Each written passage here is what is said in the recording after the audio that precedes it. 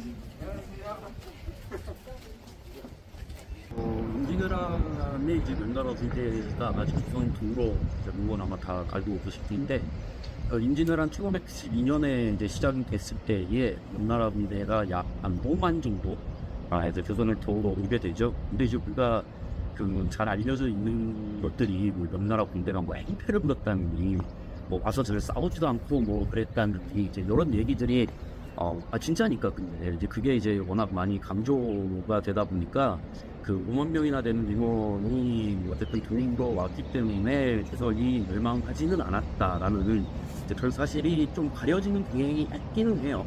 근데 어쨌든 5만이라는 군대가 이제 지원을 오면서 조선이 중이 번질 수 있었고, 그 다음에 이제 임진왜란 이후에 한 1597년에 다시 소위 정유재란이라고 하는 전쟁이 났을 때에, 그때는 이제 명나라 군대의 숫자를 추산하기로는 9만 아니면 뭐 최대 11만 정도까지, 그러니까 처음에 도우러 왔을 때보다 약 2배 정도로 군사를 딸리게 된 거죠.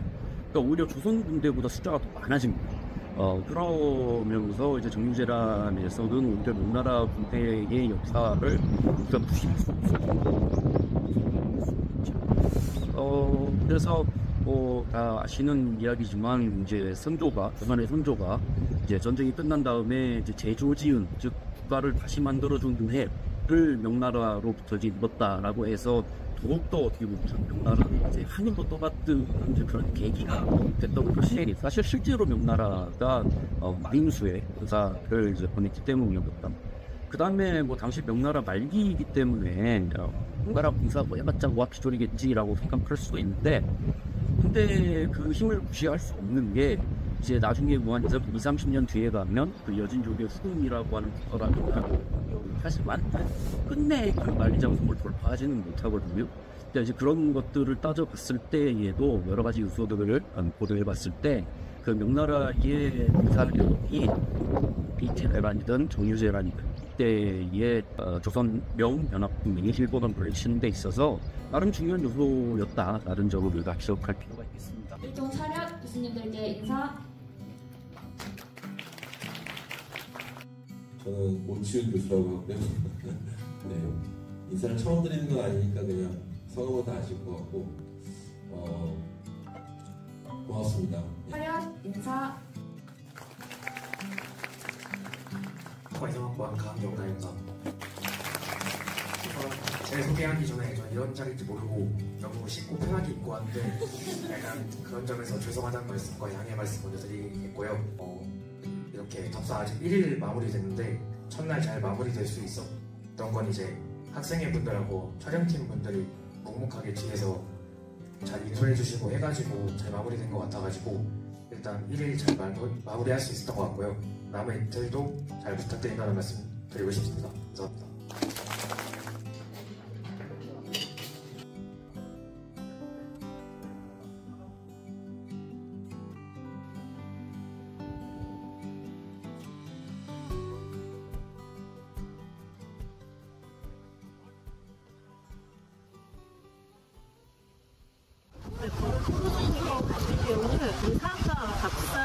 잘 되지 않는 거거든요. 이 자체가 굉장히 의미가 있습니다. 사실 이 프로 수용소 자체가 이제 어떻게 보면 이념 갈등의 시기에 이제 그 이념이 얼마나 인권 침해에 빠져있지만 고통을 주었는가를 또 보여주는 것이 이제 이 프로 수용소고요. 그래서 이 인권이라는 키워드를 가지고 세계 문화유산의 등재를 이제 우리가 하려고 하는 것입니다. 그래서 어쨌든 이제 우리 젊은 학생들이 이제 국내 프로 수용소 유적공원 이제 왔을 때는 우리 흔히 뭐 단문프로 이제 친문프로 그렇게 많이 부르는데 좀 그런 부분보다는 사람의 무대를 좀 준비도 놓으셨으면 어떻습니다.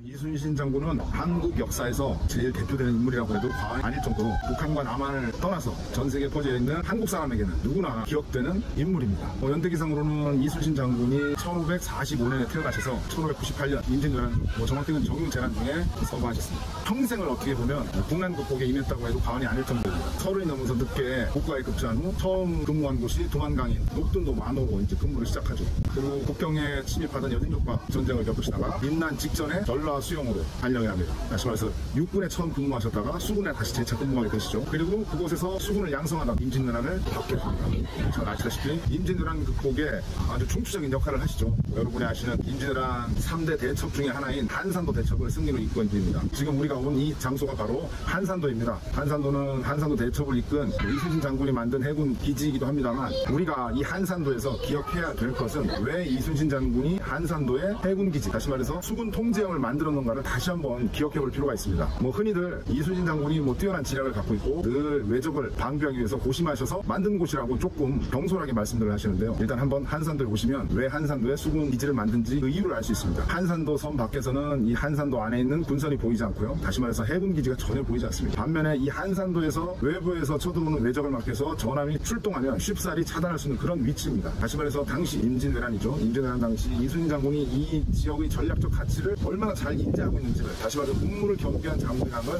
이 한산도에서 다시 한번 확인할 수 있겠습니다. 이 점을 이번 답사에서 한산도에서 말씀드릴 각입니다. 이상입니다.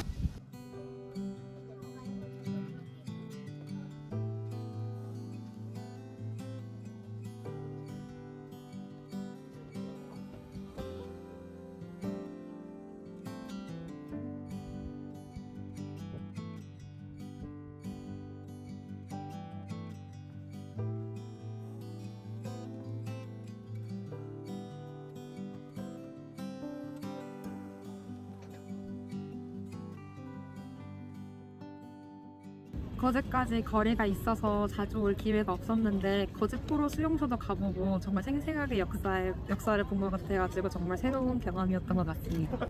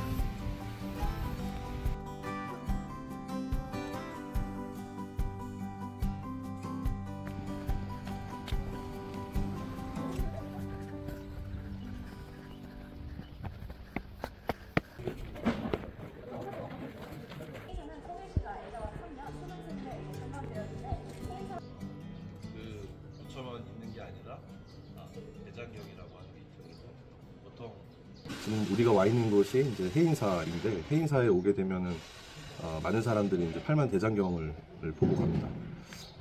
그래서 팔만 대장경과 관련된 얘기를 조금 하고 싶은데 대장경이라고 하는 거는 이제 불교에서 이제 부처님이 돌아가신 다음에 생전에 말씀하셨던 것, 그 다음에 그게 이제 제자들의 기억 속에 있는데 그런 것들을 끄집어내서 글로 만듭니다. 그게 이제 경이라고 흔히 얘기를 해요. 그리고 률이라는 게 있어요.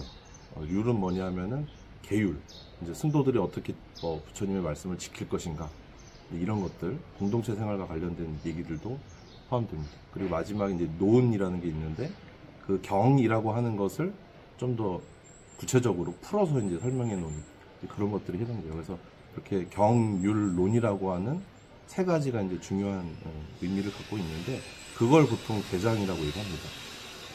그걸 이제 경전으로 만드는 게 대장경인 셈이 되는 거죠. 근데 이 장이라고 하는 거, 대장경이라고 할 때 그 장이 감추다라는 의미가 있어요. 감춘다. 우리가 뭘 저장한다 이렇게 표현하는데 이 남인도에서는 예전에 그 종이가 없어가지고 이거를 그 나뭇잎을 가공해가지고 나뭇잎에다가 글을 새기어가지고 이제 보관을 했습니다. 최초의 경전들이 다 그래요. 근데 이제 이런 것들은 습기가 차고 뭐 상할 수 있기 때문에 바구니 같은데 큰 광주리 같은 데다 이걸 보관을 했는데 그게 이제 대장이라고 이제 불렸던 겁니다. 그래서 삼장이라고 하는 게 그 경률론을 담는 그 광주리, 그게 이제 삼장이 되는 거고 그런 것들 다 대장이라고 이제 얘기를 했어요. 그래서 팔만 대장경의 대장경이라고 하는 것은 유래가 그렇다라는 거고, 그 다음에 이제 해인사는 왜 팔만 대장을 갖게 됐는가, 이제 그게 좀 궁금한 점이 될 겁니다.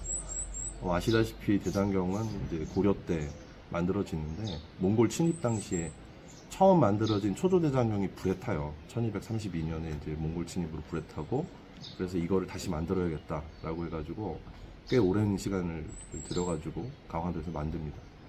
강화도에서 이제 만들었는데 그걸 선원사라고 하는 곳에서 만들었다라고 기록이 알려져 있고, 이게 고려 말 조선 초쯤에 이제 서울로 조선 건국된 이후로 이제 넘어오게 되는데 넘어온 다음에 언제 해인사로 오게 됐느냐에 대해서는 크게 이제 두 가지 학설이 있는데, 대체로는 현재는 태조 7년, 그러니까 1398년에는 이제 여기 왔을 것이다 라고 이제 얘기를 하고 있고, 그게 대부분 학자들이 그 견해를 수용하는 것 같습니다.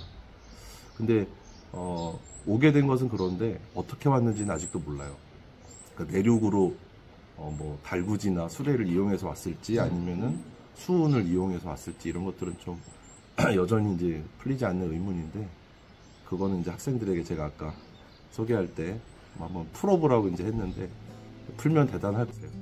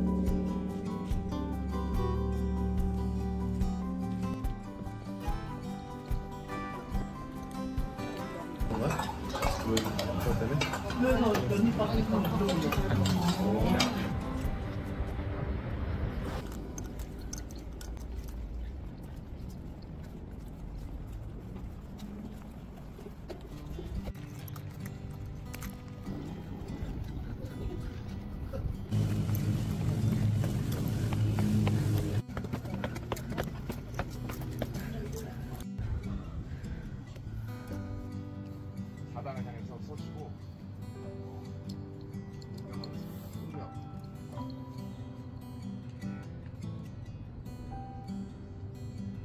네, 바로